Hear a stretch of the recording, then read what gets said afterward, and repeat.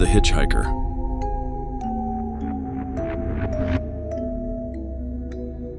The rain pounded against the windshield, the wipers struggling to keep up with the downpour. I sighed, glancing at the gas gauge as it hovered dangerously close to empty. I was in the middle of nowhere, miles from the nearest town, and my phone had long since lost signal. Just my luck. As I drove along the desolate highway, I spotted a figure on the side of the road, their thumb outstretched in a futile attempt to flag down a passing car. Despite the warnings echoing in my mind, I couldn't shake the feeling of guilt that gnawed at my conscience. So, against my better judgment, I pulled over. The man who climbed into my car was a stranger, his eyes hidden behind a curtain of dark hair and his clothes drenched from the rain. He muttered his thanks, his voice barely audible above the storm, and settled into the passenger seat without so much as a glance in my direction. I tried to make conversation, to ease the tension that hung heavy in the air. But he remained silent, staring out the window with an intensity that sent shivers down my spine. Something about him just didn't sit right with me, but I pushed aside my unease, chalking it up to paranoia. As we drove on, the man grew increasingly restless, shifting in his seat and casting furtive glances in my direction. I could feel his eyes boring into me, like knives slicing through the darkness, and a cold dread settled in the pit of my stomach. I wanted nothing more than to pull over and kick him out of my car, but the storm raged on, trapping us together in this claustrophobic metal box. Suddenly, he spoke, his voice low and rasping like the whisper of the wind. He knew things about me, things he shouldn't have known, and with each word that slipped from his lips, my heart pounded in my chest like a drumbeat of fear. I was trapped, a captive audience to his twisted game, and there was no escape in sight.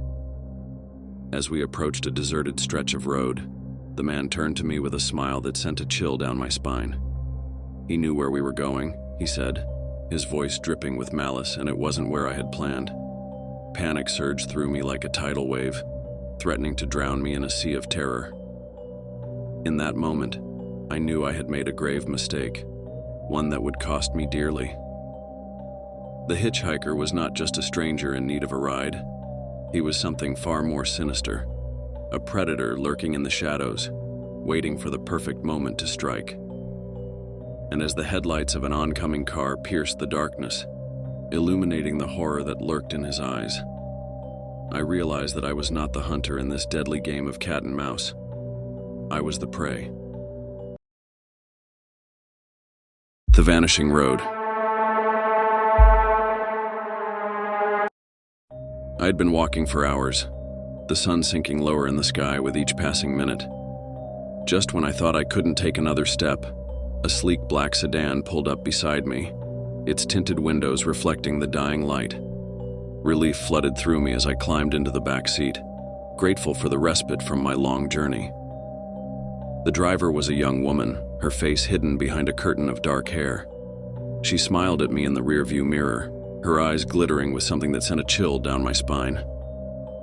We drove in silence for what felt like hours, the world outside fading into darkness as the road stretched out endlessly before us.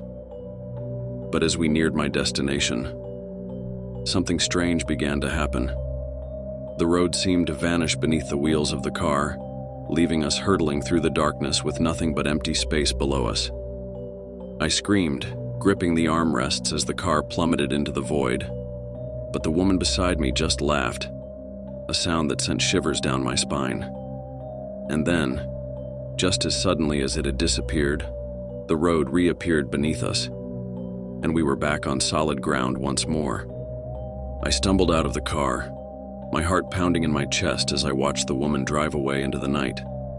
And as I stood there, alone on the side of the road, I couldn't shake the feeling that something had followed me back from the darkness, something ancient and hungry, waiting for the perfect moment to strike. But as I turned to walk away, a voice whispered in my ear, sending a chill down my spine. "You can never escape," it said. And then, with a deafening roar, the world around me dissolved into darkness, leaving me trapped in a nightmare from which I would never awaken. The Silent Passenger. It was late and I was desperate to get home. So when a beat-up old pickup truck pulled over, I didn't hesitate to climb in. The driver was a young man, his face hidden beneath a baseball cap pulled low over his eyes. He didn't say a word as I settled into the passenger seat, just revved the engine, and pulled back onto the road. For a while, we drove in silence, the only sound the roar of the engine and the hum of tires on pavement. But as the miles passed, I began to notice something strange, the feeling of being watched. I glanced over at the driver, but his eyes remained fixed on the road ahead, never once flickering in my direction. I tried to shake off the feeling, telling myself I was just being paranoid. But then, out of the corner of my eye, I saw it. A figure sitting in the back seat, shrouded in darkness. I opened my mouth to scream, but no sound came out. The figure turned towards me, and in the dim light, I could just make out its twisted, grotesque features.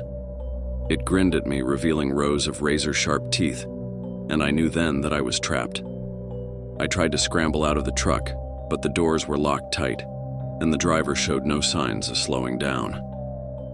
Tears streamed down my face as I realized that there was no escape, that I was at the mercy of whatever nightmare lurked in the shadows behind me.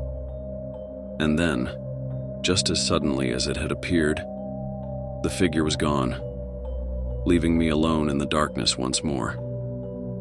But the memory of its twisted grin would haunt me forever, a constant reminder of the horrors that lurk just beyond the edge of our reality.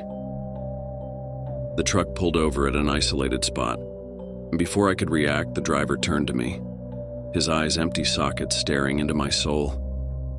With a chilling grin, he lunged at me, his hands wrapping around my throat, squeezing the life out of me until everything went black. Thank you for watching. Please like and subscribe.